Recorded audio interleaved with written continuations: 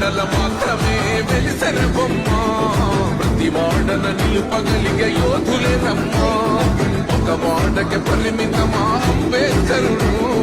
ప్రతి వాడికి హక్కులను పంచిన వాడు తను రాసిండు రాజ్యాంగం దేశం కోసం తను చేసిండు పోరాటం అందరి కోసం తను రాసిండు రాజ్యాంగం దేశం కోసం తను చేసిండు పోరాటం అందరి కోసం నర చీకటిని తరిమేసి వెలుగైనాడు జై భీమ్ జనకు